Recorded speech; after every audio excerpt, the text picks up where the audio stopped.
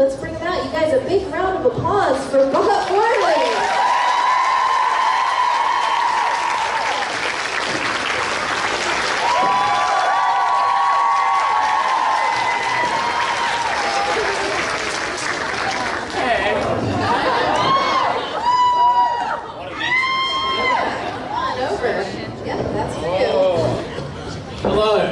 How are we? How's the day been? Good? Fabulous. So, I mean, they are ready with their questions, so if you're ready, we can go ahead and... I am. All right. Hi. Hi, Bob. This is a question on behalf of my friend Kristen, who couldn't be here today. Okay. Can you guys hear her? No. All right, let me see if I can... There's normally like a sound person in the room. This is a question on behalf of her friend Kristen that's not here today. First, can you say hi, Kristen? Hi, Kristen. She just wants to know what your favorite part about playing Bellamy is. What is my favorite part about playing Bellamy? I mean, I really love the character. And he's really he lives in the gray area. He's like very loyal, he's very passionate, he can be very irrational. Yeah, that's the part of him that, like, the things that I love about him are the things that people probably hate and the things that everyone gets annoyed at. But it's his flaws and his faults that make him interesting for me. Even when he makes like terrible decisions, I have to somehow find the truth behind it. So that for me is a challenge as an actor, to get into his head and see it from his point of view. So that's probably my most favorite part about Bellamy. Yeah, is his faults. Thank you so much. No worries, thank you. Hi. Hello. Are you going to keep the beard for season 6? Are you going to keep the beard? Am I going to keep the beard for season 6? I'm not keeping it for fun. Here it is. This might be better for this. I don't even think it's on. Ooh. Try that. All right. Hello. Hi. Hello again. What the hell? Is that not working? I don't think so. Oh, no, I didn't hear it. You guys can hear that? Yeah. So, as of 5'11", can you explain Bellamy's psychology or mindset toward Octavia and Clark, if you think like it's past the point of no return with Octavia, and if he understands why Clark is so upset? I think he understands why Clark's upset. Obviously Bellamy isn't privy to what has happened in, Maddie, channeling the commanders and talking to Clark in the car or anything like that. He's not there, so he doesn't get to see that. I think that he thought that it was the right thing to do. I don't want to really spoil it for anyone that hasn't seen 5'11", but that's the question makes me, and it's out there, so you can see it if you want. But the decision to put the flame in Maddie wasn't Bellamy's alone. I mean, Gaia and Indra, it was actually Indra's idea, if you actually watched the episode. He chose to take the leadership role on putting it in her head. And he's followed through with it. But I think he hopes that there was the right choice, and by having Maddie as commander, that everyone will follow her. And it's a gamble, and he hopes that Clark will understand. I mean, Maddie told him that she'd never forgive him, but yet he still chose to do it in order to stop the war. So, I guess what's that thing about the means justify the end, or the ends justify the means? That way? Yes, that thing. Now, in terms of his sister, Octavia, is it too far gone? Yeah, I feel like there's a fair chance that it may be. I think that he thought by putting, giving her the algae, however you guys say it, that she would be knocked out for longer. He didn't actually anticipate that there was going to be Jackson there, putting her on dialysis, so she woke up way quicker than he thought that would happen. I think he thought he had more time up his sleeve before his sister would actually wake up, that she would actually wake up in the valley and everything would be okay. So, as it works out, the plans never really work out for anyone on the 100. So, in terms of, wow, someone's a robot. In terms of him being able to forgive Octavia or understand Octavia, I felt like he gave her a fair chance. I think it took him long enough to actually decide to poison her when everyone else around him was saying, like Clark saying, kill her. and get rid of your sister, and he just can't find it in him to do that. He gave, I think by that, in the scene, and I don't know whether it came across, but the scene where they're having the dinner, and he does that line, like over the teeth, through the gums. He was hoping to see, like, just this tiny little glimmer of his sister in there, and it's gone. And it's that point there where he goes, she's no longer my sister anymore. I have to take this, I have to, deal with this in a drastic manner. So until he sees, like, Octavia again, I don't think he can really look past that. Yeah, but then again, I don't write the show, so I might forgive her, like, tomorrow. Yeah. And I'll just have to find the truth in that. But yeah. Good. What happened to your knee? Yeah, no, I injured it working out, actually. Yeah, it's a pretty boring story. I wish it was something awesome. Yeah. I was chasing a robber, and he jumped from one building to the next, and I followed him. But I didn't make it. Yeah, I only came away with, a strained ACL. No, it's a pretty boring story. I'm sorry, man. It happens when you get old, you'll understand one day. Good day. Hi. If you could cosplay as any character at a Comic-Con, which character would you cosplay as? I've said, like, I would cosplay as Dr. Manhattan. Yeah. Because, you like that, don't you? You like that. I don't know if you guys know him, but he's just a very big blue man. Very big blue man. Yeah. I don't know, like, I tend to overheat really easily. Something, like something breezy, a skirt of some sort. Maybe William Wallace. Yeah.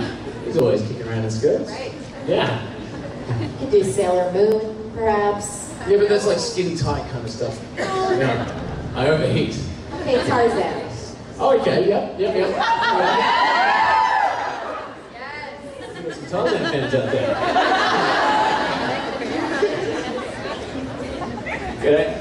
So this kind of deals with behind the scenes kind of thing. Sorry, I Would you? can't really hear that You well. talk closer to me. This kind of deals with behind the scenes kind of thing. Uh-huh. Who would you say takes the longest to get ready to film the 100?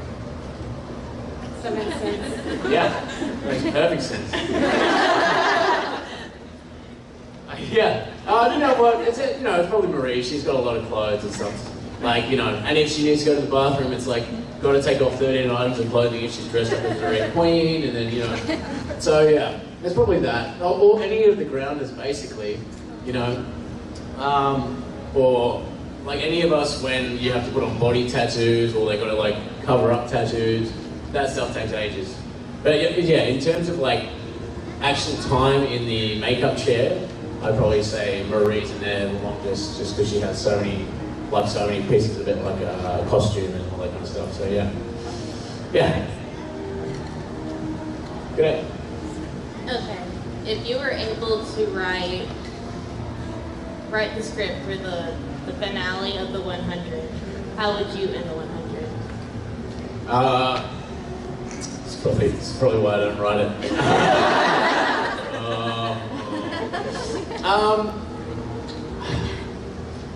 I think that the way that the season ends, this coming season 5, it seems like a really kind of a beautiful way to kind of finish up the show.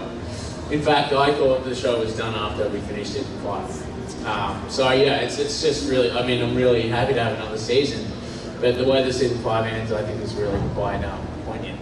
So yeah. I'm really excited for you guys to see it, actually. Yeah. Thank you. Hi again. Hello.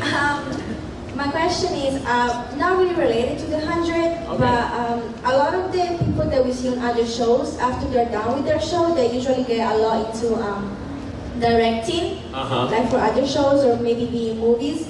Is that something that you will see yourself doing? Well, actually, I'll be directing an episode of The 100 this year.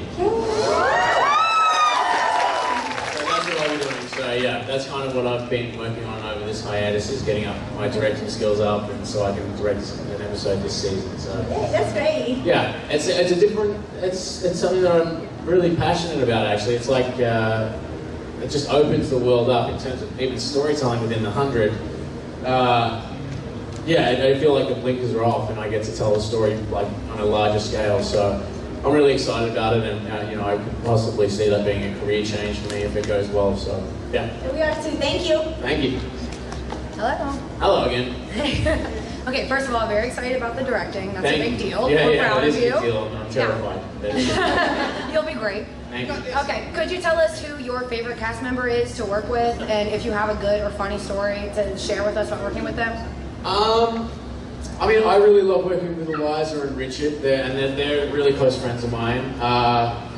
You know, Jared and Sachin are also very close, Okay. Tass. I mean, really lucky to have such an amazing cast, basically. I've worked on a lot of shows back in Australia, and I've never had a sense of community and family like I have on 100. In terms of funny stories, they're all kind of things that happen outside of work and not necessarily on set, and they're not really appropriate for I get it. But no, yeah, we have a great time, so yeah. Cool. Thank I'm you. very lucky, very, very lucky. Thank you. Hello. So each season of The 100, Bellamy is basically a new character. He's so different every season.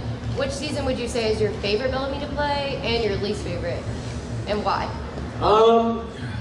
I mean, I really love playing Bellamy season 1 because he was new to me, and you know, he was very aggressive, and you know, he was very like brazen and loud and doing speeches all the time. And I was also like 5 years younger. It was a great thing. I really liked him, but I mean, I actually also like season 3. I mean, I know that not many, like it was kind of the season that he, you know, everyone kind of hated him, but I mean, that's one of the things that I love about him. So. Season 5 is probably the hardest one that I've had to go through, this most recent season, just because he changed so much. And I, you know, like I was saying at the beginning of the Q&A, is that it's those challenges that, you know, make the job interesting for me. But yeah, because he'd had 6 years of a time jump and I only had 6 months, it was kind of a bit of a hard reset to try and figure out. But I think as the season goes along, and you know, we're only got 2 more episodes to go. I hope that people can kind of start to understand where he's coming from. We do. Yeah. So yeah, I'm excited for what happens to him further down the track. But yeah, 5 was probably the trickiest for me because I thought I knew my character really quite well, and then having to justify other ways that he worked throughout the season was just a challenge, but it was a good challenge. Yeah. You're doing amazing. So. Well, thank you. Thank you very much. Hello. Like behind the scenes, how long does it take for you and the rest of your cast to memorize the tree crew language? Oh, right. I'm not too sure how the others do it. Yeah. For me, I mean, yeah, it's kind of like learning a song in a different language, basically. It's hard to like infuse it with feeling at times because you don't necessarily know what you're saying. But I was just happy that I got through my, like I don't know if we've all seen episode 11, 511, but yeah, Bellamy speaks Trig in it. And it's just, yeah, it's hard. Because usually lines I can learn very, very easily.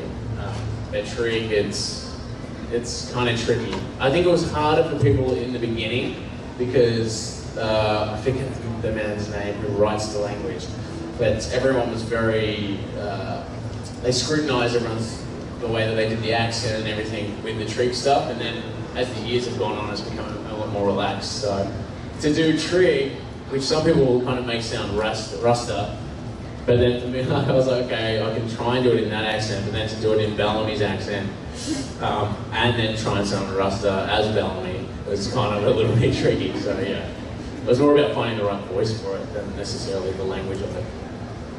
Yeah. Thank you. Hello. Hello. Who do you think has had the best character development in the show, and what you think caused them to the role?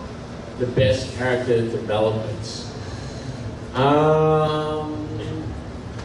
I really like Bellamy's, and I just think that they've really given him a wide variety of things to go through. But for me personally, I really actually there's a couple that spring to mind. I think Octavius is really amazing. But I also think Jaha's is, and I know he's not like the biggest fan favorite, but Jaha's like, you know, he kind of gets redeemed in season 5 a little bit, and you can see why he was such a strong leader and why people elected him. But he's where he just kind of drifted into madness and like brought back Allie in a warhead, and you know, like after he lost his son, he went on this crazy journey where he kind of became a, you know, had this God complex where he wanted to try and save everyone, and then he returned and with Murphy, and he threw that kid into the water. And yeah, I think what Isaiah managed to do with the character was really amazing. And yeah, Jaha's story is one that I feel like gets overlooked a little bit, and I find his character absolutely intriguing. Yeah. Thank you. Thank you. Good, mate. So, in the 100, there's lots of running around and fighting. So, across all the seasons, what was the most physically challenging scene for you to film? Whatever I'd have to do now with this sore ACL. The most challenging was probably, I mean, season 2. The most scary stunt that I had to do was in season 2, Mount Weather stuff, where I had to, that was funny, like, because I had a whole day where I was like sprinting around. There was an old paper mill that they didn't use, and I think it's, maybe episode 9 or something, season 2, and it's a lot of Bellamy running away from guards and all that kind of stuff, and up and down the stairs. And we ended up shooting like, I don't know, well, it was the most shots we'd ever shot in the show, like 99 setups, where it was me sprinting. So I ended up sprinting about 10 miles that day, and then the next day, then at the end of it, I had to do a fight sequence, and that was all fine. That stuff was all fine. But the following day, they had me jumping over like a couple of objects, and then diving headfirst into a vent. And the vent was actually like cut, like jagged, because Bellamy had done it. And it was quite small, like, so I had to like dive in and then brace myself in, because it was like a right angle turn. So I had to dive in and brace myself because I'd hit the wall. And I didn't have my stuntman there that day. So that was the most scary stunt that I'd done. And it doesn't sound like it's huge or big or explosions, but it was like it's those small ones where you get really hurt. Like Marie had one where she almost lost her eye, and she had to sit out for like a week or two. Well, hello. Had to sit out for like a week or two because basically all she had to do was sit up and someone had to put a spear in her face. And that person overextended the spear and she sat up too quickly and went into her eye. So it's the small, it's like the small ones where you're like, oh, it'll be fine. They're the ones where you get really hurt.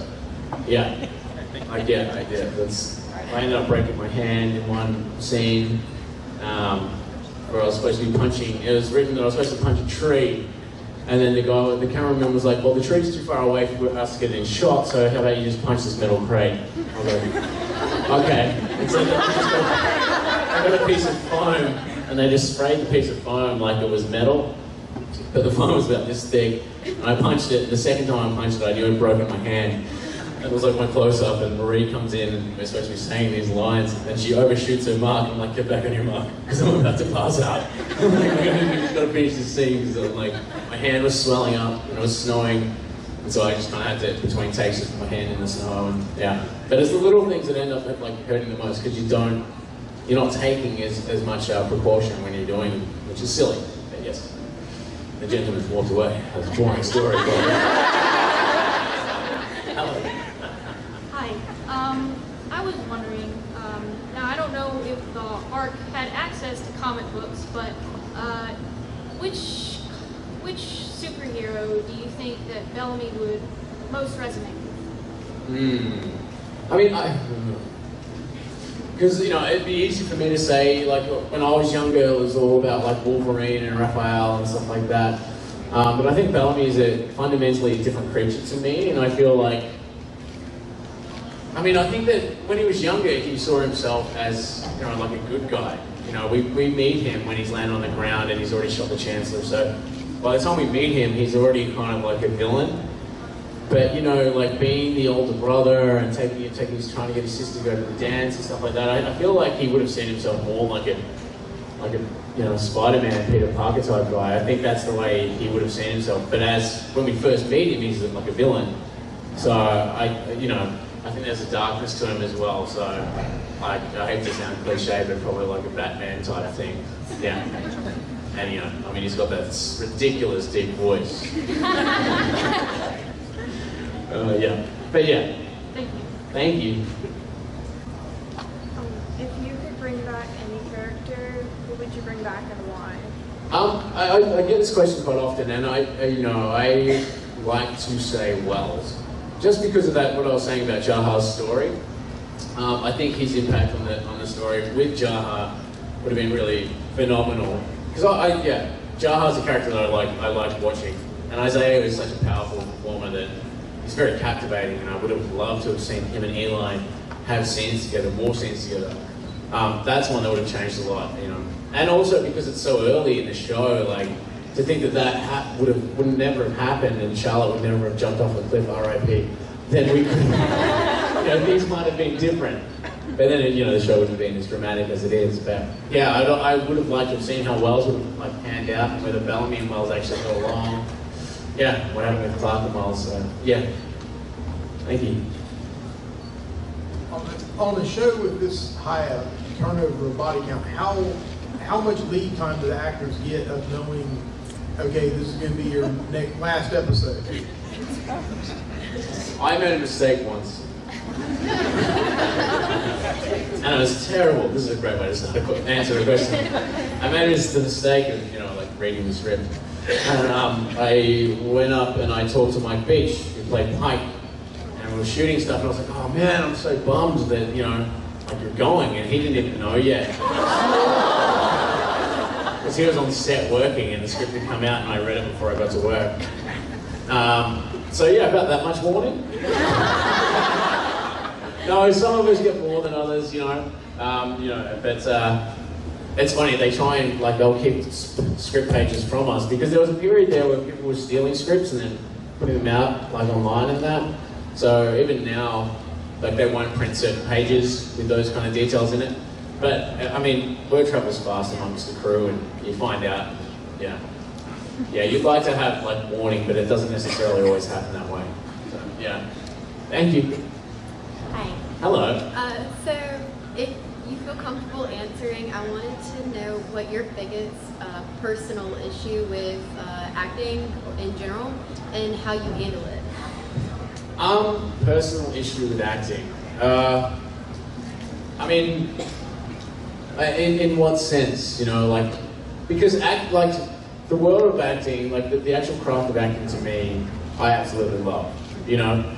It's other aspects of the job that come into it that I'm not necessarily comfortable with, like photo shoots and all that kind of jazz, and media stuff yeah.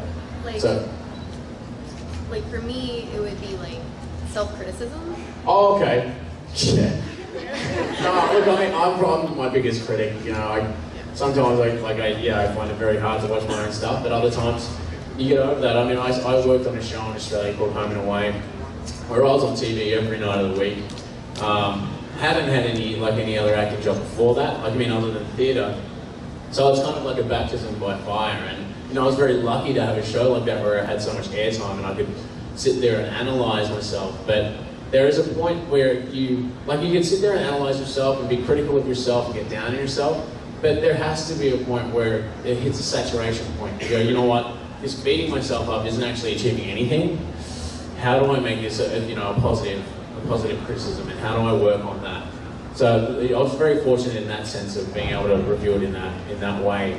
But I go home from days on set where I'm deeply upset because I didn't do the scene the way that I wanted to. In fact, I was driving to work last year, and I was thinking about a line that I had from a play that I did in 1997. And I finally figured out how to say the line, and I was like, oh, god damn it, that's what I should have done. And I was 13? Yeah, so 20 years later, I'm like, oh, right. That's how I was supposed to perform that line. So, yeah. Yeah, that can be perfect. Thank you very much. Good day. Hey, speaking about the 100, do you, considering your character development and arc and all the decisions that you've made during that time, do you ever look at yourself as a fan of the show and think that some of those decisions aren't natural progressions, aren't things that you would do or that you don't necessarily agree with? Well, this is the thing. It's kind of hard to be a fan of, like, watch it as a fan, but also be like an integral part of this show, because it's my job to make sure that those decisions that don't seem very in character, and unfortunately, you know, it seems like lately I haven't been pulling that off because everyone's saying my character's out of character. So, yeah, I mean, it's my job to try and make it work. Yeah, some decisions he makes are harder than others to convince the audience by, or even myself.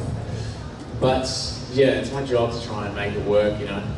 And I'll voice my queries and you know, my questions to the writers, just in order to get like a more solid foundation as to how to play the scene. But yeah, look, I feel like I know what you're trying to say with the question, and I definitely, you know, yeah, there are times where I read the script and I get frustrated. But I have to get over my own judgments and start thinking in Bellamy's head, so that's where my own criticisms or thoughts on the character have to shift, and I have to put my head into work mode and try and make that work. So, yeah, but I understand what you mean. Thank you. Good, hey? Okay. Across all the seasons, if you could have changed one of Bellamy's decisions, regardless of the outcome, what would it have been?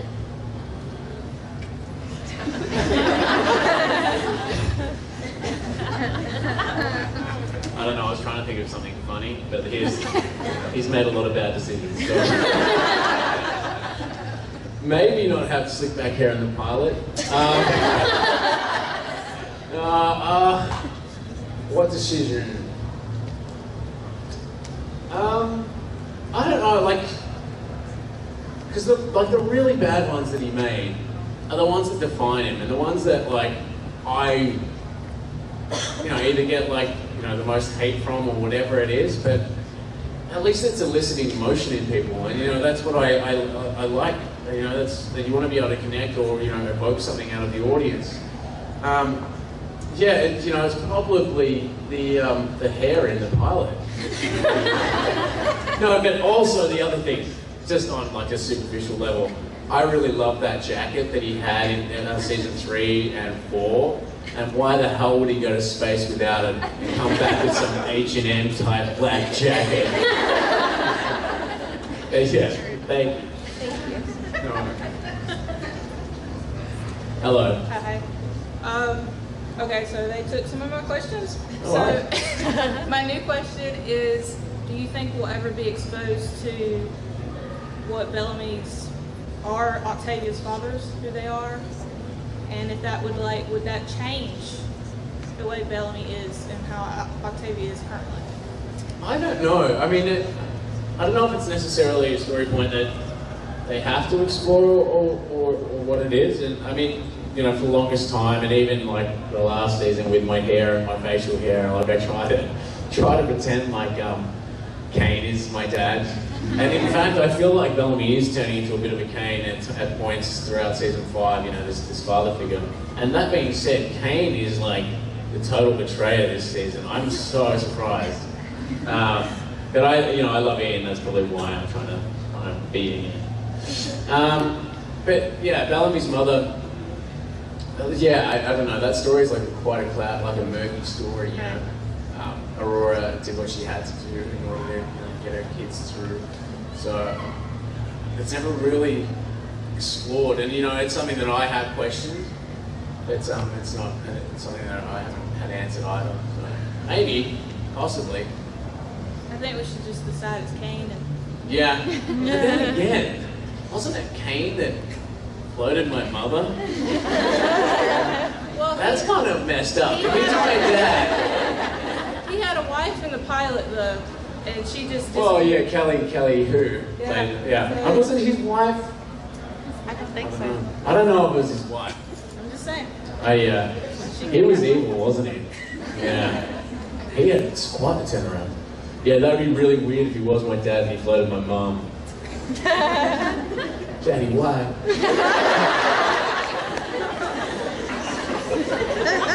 It's been a long day, guys. Thank you. Hello. Hi. So, Yeah, so should we put that one? Oh, there's it.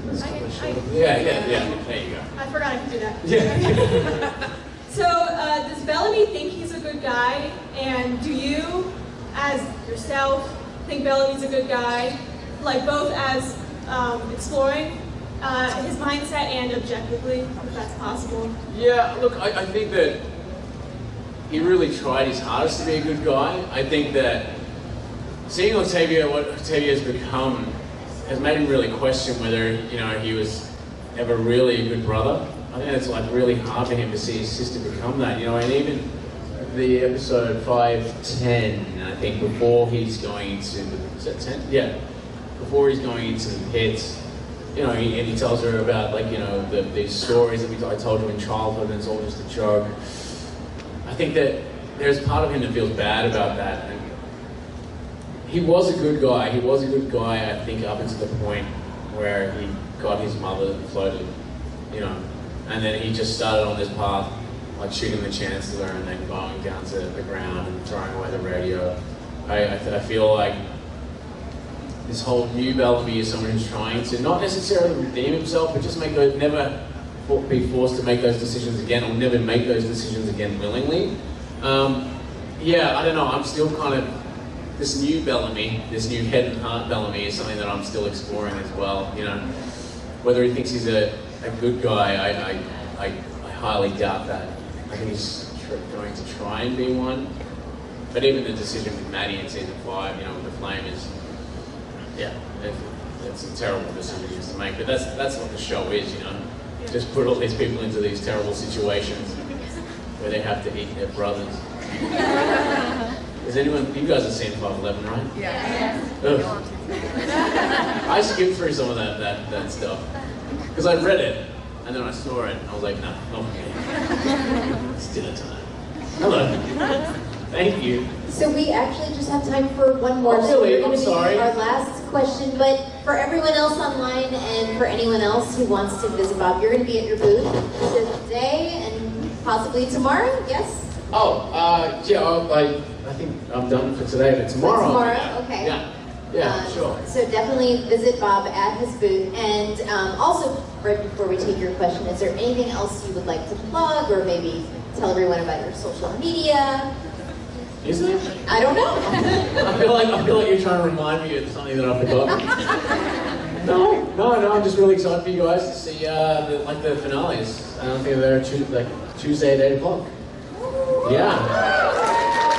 So, have the microphone. Last question. Hello. Hi. So, first of all, I love the show. You guys are amazingly talented.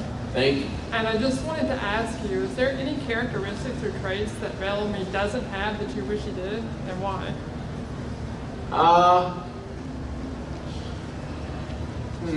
Any characteristic traits? I kind of wish he was like a little bit like funnier, maybe happier.